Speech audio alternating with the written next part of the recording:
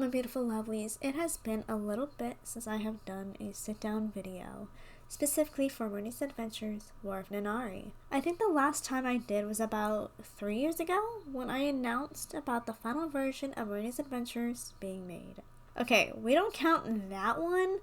That one includes all projects. However, today I wanted to specifically show the progression I have worked on Marenea's Adventures for as a birthday special. For those who don't know, Marenea's Adventures is also commonly known for shortened as MA. You heard it right though. What better way to celebrate my birthday than to make a video about a series I've been wanting to make since I was 8 years old. I don't want to ramble on too much in this segment since there is a bit to go over. It has been a total of 3 years since I started this final version of MA. However, the original progression all started in 2011. There was no original animation in the beginning of the works of Marenea's Adventures. That's right, it didn't just start at the first animation adaptation. It all started in a spiral notebook. So I tried to find the booklet, but due to the current move that I just had, it's still boxed away, so I wasn't able to find it. But I did want to show you some of my old artwork that I did have in the meantime that is still in the same time period as that booklet was made. Even showing that little bit of artwork and in general when I look back and remember some of the old writing, it really shows how much it has grown from the writing to how it was originally going to be going to the artwork. And oh, trust me, you think this is the beginning of the artwork? It has just begun. It gets worse from here. When I originally made Marenea's Adventures, I didn't actually have a main character named Marinea. I'm pretty sure for the longest time I didn't even name her, and just had her refer to her as the woman or the girl who was found by two men. The start of MA did start similar to now. Our current main character, Marinea Solstice, was founded by Eric Arwen, the captain of the guards, and his apprentice, Lucas Azrakul. We will get into the progression of those two characters in a moment though. Marinea was then brought to the village's healer, Rosalina Izurta. The older version of Rosie's name is kept throughout the current production. However, for story purposes, I had it shortened for her backstory of keeping herself hidden from Flint. Sorry in advance for the future spoilers in this video, by the way. In reality, from the series' plot reasoning for shortening the name, I actually kept misspelling it in the early versions of MA, so I decided to give her a nickname that is now Rosie, which is now commonly known throughout the series, who we know and love. In the beginning productions of the booklet, there was no Lord Veronica. I know there was some sort of leader, but there wasn't until later added in depth until after I got into a YouTuber called Afmal in late 2015. That's a further discussion for another time though. Several of the characters had different name changes, character designs, and in general personality changes, and their origins. For example, Luke's origins is a Devaki prince. Minerva Azrakul did not want a son at the time, but fortunately she did have one. Minerva was told by the elder Devakis that she wasn't to have another child due to the confirmed risk of her not making the pregnancy. This led to Minerva in an extreme spiral. Unfortunately for Lucas, he was forced to pretend to look and act as a daughter Minerva always wanted. Did I forget to mention that this series is not child friendly? I'm pretty sure I started putting a warning label on each episode now, but yeah, this series is not for kids, so just keep that in mind. The name Lucas was forced to use was Lucy Azrakul, which is actually a small head nod to the original takes of Marenea's Adventures. The original takes, I tried to make it to where he was originally a transgender person, and at the time I didn't know what that term was till time progressed and realized that's what I was trying to write. However, it didn't quite fit how I wanted the story to go. I still wanted to show that aspect of feminine and why Lucas used to look more like one in the early stages. But plot-wise, it just wasn't working. Which in the future though, I would like to write more characters that are more in the LGBTQ like that. I'm kind of already doing that with my female characters, being more open to being. It's been confirmed that Rosie is bisexual, so I'm learning to write more characters like that, but for this character, it just didn't work. Lucas was actually one of the hardest characters for me to write because all of my characters are based around some sort of personality of mine. Lucas was the polar opposite. I didn't realize it at the time, but Lucas was the embodiment of my stubbornness, pride, outcastness, and being very harsh towards people in the beginning of knowing them as a coping mechanism to keeping himself safe. 2021, when I was making this final version of MA, it took me years to figure out a backstory I was actually happy with, and in general, he was just a character I had the hardest time struggling truly understanding. Even when the character introduction videos came out, it wasn't until Eric's voice actor, Zalrator, was in a voice call with me for 2 hours, bless his soul, listening to me struggle and complain about trying to write his backstory. Zal had helped pull me out of that writer's block for Lucas and gave suggestions to his backstory, leading to what his backstory is today. For that, I'll always be grateful towards Zal for helping me out in that and being the wonderful voice that he is for Eric Arwen. Focusing on Marinea though, Marenea's last name was the hardest thing for me to spell and remember at the time. I'm pretty sure at one point in the first animation adaptation that she says her name is actually Kiana? Multiple times in the second adaptation you see me misspelling her last name in 4 different frames after another. Marinea stayed similar to her personality from then to now, honestly. Marinea's eyes colors did change many times, so did her designs in general. She was primarily purple, but eventually I put a lot of purple on Eric, and I thought at the time people would confuse the characters with one another, so I eventually changed Marinea's primary colors being multiple shades of blue. The only thing I can certainly confirm about Marenea's design that had stayed the same from each version was her black hair and the amulet she wears, which is now known as the Nanari amulet. The original book has so many differences in this final series that would honestly take hours for me to put in a video. It also eventually ended up having a Wattpad version, like a book story of it. It is so old that it has no connections or similar to it now. Definitely at the time, because of the book, it really took hours for me to put a video if I try to dive into every single section, especially the old books. So that would most likely be for future specials.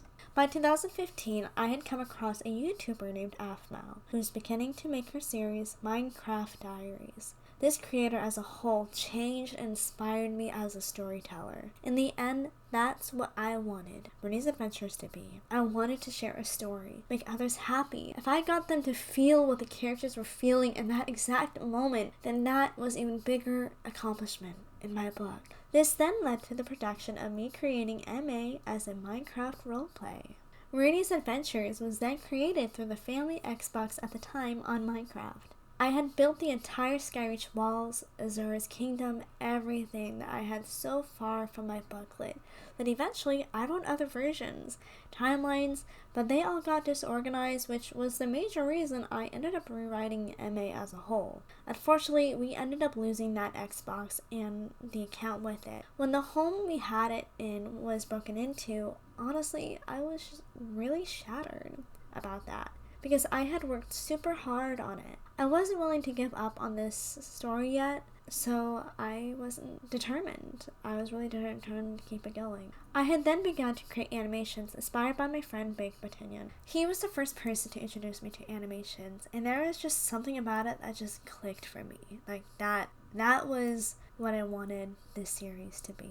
Alas, now comes the different versions of MA prior to this final version. The first take of the animations was not only going so damn fast frame by frame that you had to pause per second of what was going on in the episode, but I tried making it a viewer's pick the story for Marinea, to try and give me a fun experiment to see just how much my story could go if someone else were to pick Marinea's choices. I eventually picked Marenea's decisions. I also kept forgetting later on in the series that Veronica, Azura, and Sarah originally had a 4th sister, but I kinda kept forgetting about her existence. So, by the second version of the 4th sister, yeah, she was scrapped by the second version.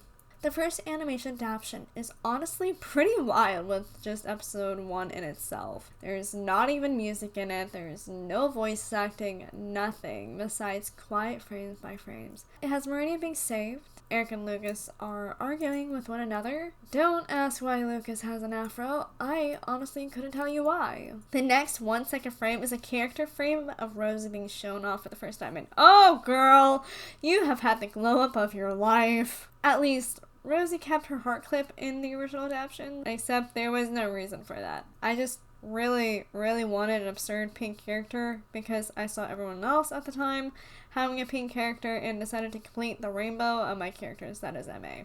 Another one of an edgy person who, I'll be honest, I have no clue who she is or he is. Like, it's not Mar, it's not Azura, or any of the other baddies. Like, who are you? Saying you're an upset protein bar because someone failed to kill Marinea? Anyway. Don't ask why this random cat is here. It was brought up during my fairy tale phase, alright?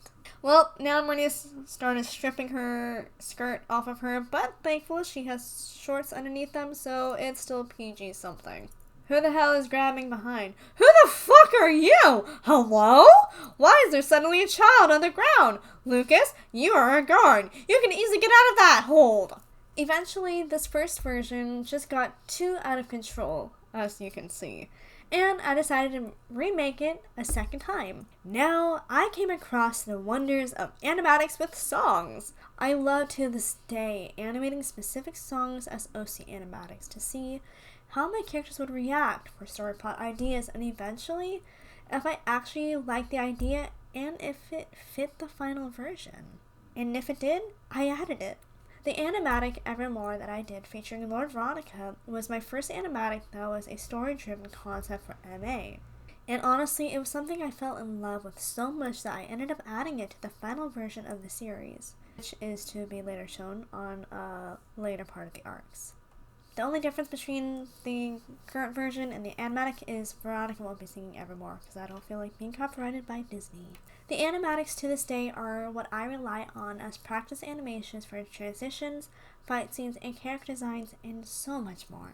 Now to look at the first episode of the second adaptation. My friend Dev actually reacted to this series, and it's quite enjoyable to laugh alongside with him on the silliness. That is this version of the series.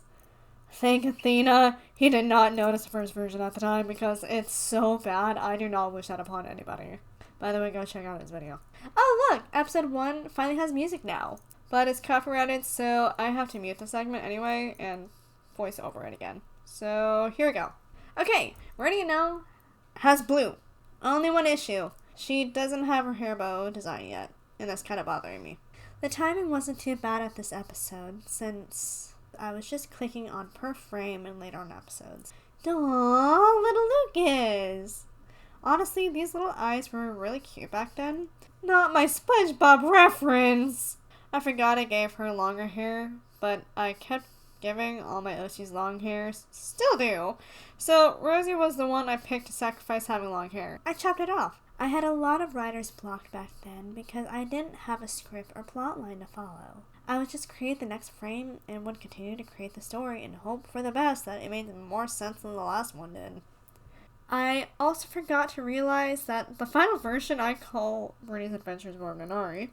Even in the final trailer, I ended up changing it to War of Nanari. Yet, looking back at the other two versions, I used to call it Marenea's Adventures War of Avalor because I thought it rhymed, and I did keep it, like I said in the trailer, but I changed it as the series developed and before episode 1 because I didn't realize there was a TV show called Sophia the First, and it had so happened to have a magic amulet called Avalor, and I really didn't feel like dealing with a lawsuit at the time, so I changed it in the final production that is being worked on now.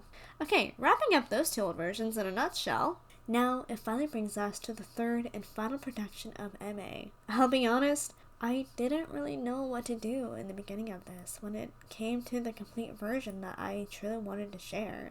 Marinea didn't even have a backstory until 2 years ago. So, with such little preparation, no script prepared, I hadn't even begun to work on animations. I decided at 3 a.m. one day that I wanted to post a casting call for the series, because for some reason I thought that was just a bright idea. I decided at 3 a.m. one day that I wanted to post a casting call for this series. The characters I originally put up for the first ever casting call were Eric Arvin, Lucas Azrakul, Rosie Zerta, Marinea Solstice, and Mar Solstice. Originally, I didn't want to be the voice of Marinea until one of my good friends, Kanojo, who voices Azura Dynastra, encouraged me to. I knew nothing about voice acting, directing, nothing, honestly. I didn't think anyone would want to audition for this series, so I ended up going to sleep that night. That was when it truly began. I woke up the next day and saw people had auditioned for the characters. I was so excited that people even wanted to be a part of a story that I've been writing for years. I then had to make the decision, and I casted early in excitement. I want to reiterate that at the time, I did not know that casting directors were not supposed to cast anybody until after the deadline was passed. I wouldn't cast early now that I've learned that aspect. I realized in the moment after I cast the cast and went, shit, now I gotta do this. The production of Marenea's Adventures ended up becoming my true escape from everything. I first started off with the first release being a Christmas special, since it was landing on the holiday season. We finally got the character introductions out, and this was another learning curve ball for me. About directing, which was that one of my very beloved voice actors, Naima Green, who voices Maeve Arwen. She originally was the voice actress for Veronica Nimriel. I loved her voice acting, but something with the character wasn't clicking for me for some reason. I thought about it and realized that her voice was a better match for Eric's younger sister, Maeve. I was very nervous about asking Naima if she'd be okay swapping to a different role. Thankfully she was. Honestly, I think we can both agree it was a good but also fun decision. I ended up joining a bunch of voice acting Discord servers to start learning more about Voice Acting Club and eventually the voice acting community. I decided to be brave and join the voice call that ended up changing my life forever. I met a director named Antonio Bustos, who is also a voice actor. Alongside, there was an audio engineer named Key. Then the owner Kiki, who eventually got casted as the current Lord Veronica. Antonio ended up teaching me a lot about directing. Key taught me a lot about audio engineering, mixing, and just in general sound design. From both just observing them, working on projects, to them answering my questions, it helped me out a lot. Antonio ended up bringing me onto one of his projects as a scriptwriter, which helped me immensely with how to write scripts, characters, and how to flesh out scripts in advance, and also how to work with other writers. I began writing the story plotline of MA to fully finish it from beginning to end. It was about time I finally did, and so it made things easier to write scripts and direct the series. The end of 2024 came around, and I finally finished writing the plot of the series. I did cry when I finally wrote the end. Eventually, I continued to work more on scripts, improving my art and allowing my team to help me. Learning how to ask people for help was so hard for me. And thank you to everybody who's helped with this project. For all those who are now being brought onto the project, thank you. I'm really excited for this. With this being a wrap, shall I finally reveal the future arcs? 23 arcs. We are currently in Arc 2. Get ready, because this series has truly just begun.